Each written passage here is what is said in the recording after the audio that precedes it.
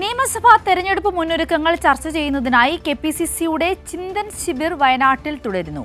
വയനാട് സുൽത്താൻ ബത്തേരിയിലുള്ള സപ്ത convention സെന്ററിലാണ് camp പുരോഗമിക്കുന്നത്. PV. Joshila ചേരുകയാണ് വിശദാംശങ്ങളുമായി.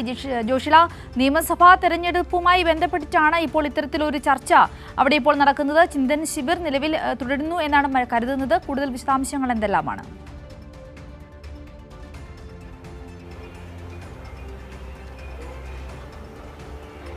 സിന്ധൂരി സപ്ത ഓഡിറ്റോറിയത്തിൽ കോൺഗ്രസിന്റെ മീറ്റിംഗ് തുടർന്നുകൊണ്ടിരിക്കുകയാണ്. കോൺഗ്രസ് നേതാക്കൾ മേഖലാ തല ചർച്ചകൾ ആണ് ഇപ്പോൾ നടത്തിയത്. മേഖലാതല ചർച്ചകൾക്ക് ശേഷം അവർ യോഗം ചേരുകയാണ്. ആ യോഗത്തിൽ പല രീതിയിൽ, അതായത് തെക്കൻ മേഖലാ യോഗം, വടക്കൻ മേഖലാ യോഗത്തിലും വടക്കൻ മേഖലാ യോഗത്തിൽ വലിയ പ്രശ്നങ്ങൾ, അതായത് ശശി തരൂരും അതുപോലെ തന്നെ കെ മുരളീധരനും തമ്മിൽ ഉണ്ടായ പ്രശ്നങ്ങൾ അത് വലിയ രീതിയിൽ രൂക്ഷമായി എന്നുള്ള ഒരു രഹസ്യങ്ങളാണ് പുറത്തു വന്നുകൊണ്ടിരിക്കുന്നത്. കാരണം അത്തരത്തിൽ ശശി തരൂർ നമ്മുടെ വലിയ പ്രശ്നം എന്ന് പറയുന്നത് മാധ്യമങ്ങൾക്ക് മുന്നിൽ പ്രതികരിക്കുന്നതാണ്. മാധ്യമങ്ങൾക്ക് മുന്നിൽ അല്ലെങ്കിൽ പുറത്ത് വലിയ പ്രതികരണങ്ങൾ, ഈ പാർട്ടിക്കുള്ളിലെ വലിയ പ്രതികരണങ്ങൾ പുറത്ത് പ്രതികരിക്കുന്നതാണ് വലിയ പ്രശ്നമായി നിലനിൽക്കുന്നത് എന്ന് പറഞ്ഞപ്പോൾ അത് തന്നെയാണ് പുറത്തും അകത്തും ഉള്ള ചിരി ഉണ്ടാക്കാനുള്ള കാരണം എന്ന് പറഞ്ഞുകൊണ്ട് കെ മുരളീധരൻ പ്രതിരോധവുമായി രംഗത്തെത്തി എന്നുള്ള വിവരങ്ങളാണ് ലഭിക്കുന്നത്.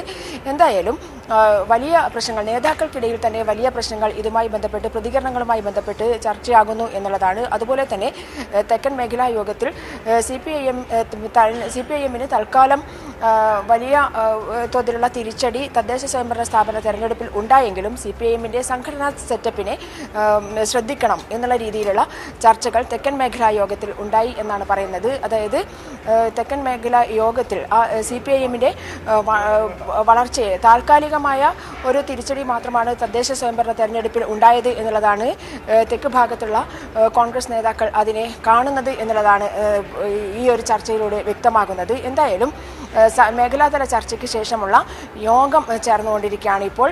അതിൽ ഉരുത്തിരിഞ്ഞു വരുന്ന കാര്യങ്ങൾ തന്നെയായിരിക്കും ഇപ്പോൾ യോഗത്തിൽ ചർച്ചയാവുക. നാളെ ആണ് മിഷൻ 2026 ഈ ലക്ഷ്യ സമ്മിറ്റിൽ ചർച്ചയാവുക. നാളെ വി ഡി സതീശൻ മിഷൻ 2026 കുറിച്ചുള്ള മിഷൻ 2026 ചർച്ചയ്ക്ക് വെക്കും എന്നുള്ളതാണ് അറിയാൻ സാധിച്ചിട്ടുള്ളത്. എന്തായാലും കോൺഗ്രസിൻ്റെ ഈ ഒരു ലക്ഷ്യ സമ്മിറ്റിൽ പോലും ഉള്ളിൽ വലിയ ആഭ്യന്തരമായ കലഹം രൂക്ഷമാണ് എന്നുള്ള കാര്യത്തിൽ സംശയമില്ല.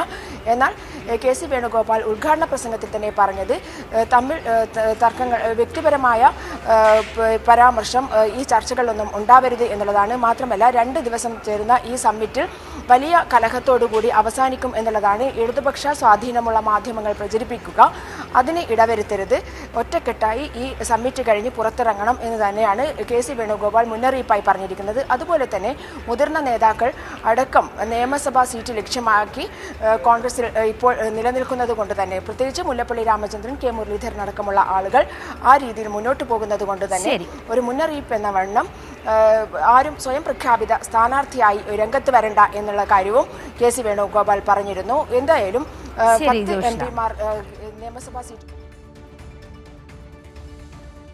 ജോഷിലയാണ് വിശദാംശങ്ങൾ പങ്കുവച്ചുകൊണ്ടിരുന്നത്. നിയമസഭാ തെരഞ്ഞെടുപ്പ് മുന്നൊരുക്കങ്ങൾ ചർച്ച ചെയ്യുന്നതിന് വേണ്ടിയിട്ടാണ് ഇപ്പോൾ കെപിസിസിയുടെ ചിന്തൻ ശിബിർ വയനാട്ടിൽ തുടർന്നുകൊണ്ടിരിക്കുന്നത്.